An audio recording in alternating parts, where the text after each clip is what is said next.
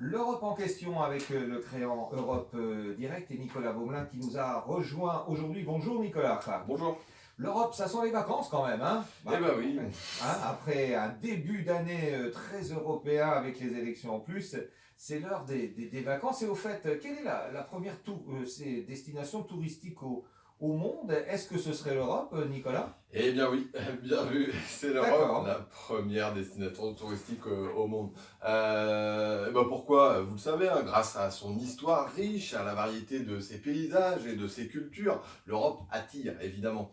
Et on a voulu faire un petit point vacances, un petit peu décontracté, après un début d'année assez chargé, notamment sur les thématiques européennes. Alors vous allez nous donner les informations indispensables à connaître avant de partir, voilà, pour prendre l'avion, pour circuler dans l'espace Schengen, comme on dit, les monnaies également dans les 19 États membres de la zone euro, comment ça se passe. Alors, on prend d'abord le côté passeport ou carte d'identité, Nicolas. Ouais, c'est vrai que c'est la question qu'on se pose hein, toujours en premier parce qu'on est un peu perdu avec Schengen, pas Schengen, carte d'identité, voilà. Alors, il faut savoir qu'il n'y a plus de contrôle aux frontières entre 22 pays de l'Union européenne, plus 4 qui sont des pays non membres de l'Union européenne. C'est le résultat, comme vous l'avez dit tout à l'heure, de l'accord Schengen, qui fait partie intégrante du droit européen. Il supprime tous les contrôles aux frontières intérieures, mais instaure des contrôles efficaces aux frontières extérieures de l'Union et une politique commune en matière de visa. Tous les pays de l'Union européenne font partie de l'espace Schengen, à l'exception de la Bulgarie, de Chypre, de l'Irlande, de la Roumanie, du Royaume-Uni et de la Croatie. Et je vous parlais tout à l'heure des 4 autres pays non membres de l'Union européenne. Il s'agit de l'Islande, de la Norvège, du Liechtenstein et de la Suisse. En tant que citoyen européen, vous pouvez donc voyager d'un pays à l'autre de l'espace Schengen sans devoir montrer vos papiers à la frontière. Une pièce d'identité reste obligatoire pour les 6 États européens non membres de l'espace Schengen. Par ailleurs, en vertu d'accords d'association, la présentation de la carte d'identité est suffisante pour un séjour touristique dans certains pays non membres de l'Union européenne.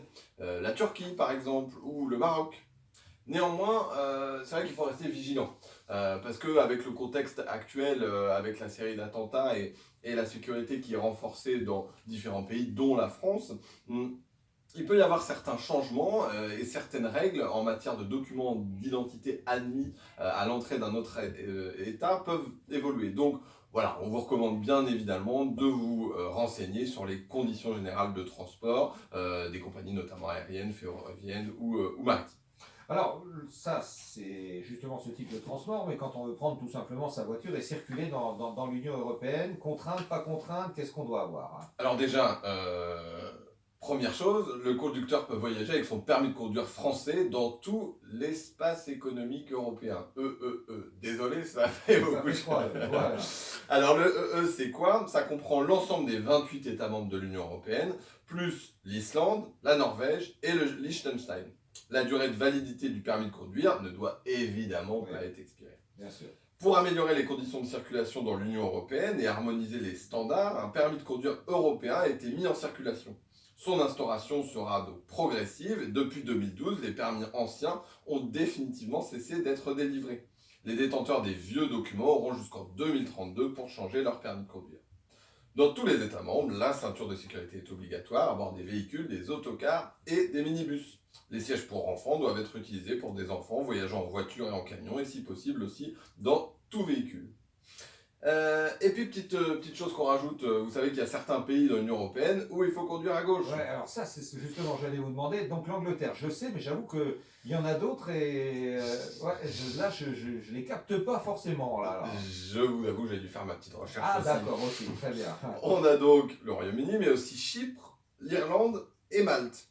Et souvenez-vous que dans certains pays comme la Belgique, la France, les Pays-Bas et le Portugal, vous devez généralement céder la priorité aux véhicules venant de la droite, mais Ouais. c'est pas le cas partout. Eh ben oui, voilà. Alors le taux maximum d'alcoolémie, ça varie aussi, je suppose, hein. Tout à fait. Le taux donc, maximum autorisé, il varie entre 0,2 mg par millilitre et 0,8 mg par millilitre, bien que certains pays n'autorisent aucune présence d'alcool dans le sang en cas de conduite d'un véhicule. C'est le cas notamment du Danemark. Bon voilà, donc quand on ne sait pas, de toute façon, autant pas prendre d'alcool. Voilà. La vitesse sur autoroute, ça c'est souvent hyper compliqué, on s'y perd.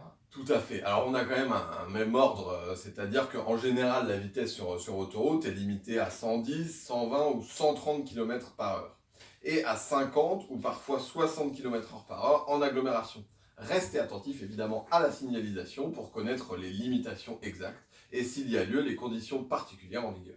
Merci Nicolas, on se retrouve la semaine prochaine pour parler encore vacances et cette fois-ci toujours sur le même thème, parler des problèmes de santé, des soins à l'intérieur de l'Union européenne, comment tout cela s'organise lorsqu'on part en vacances ou qu'on est malade à l'étranger. À la semaine prochaine. À la semaine prochaine.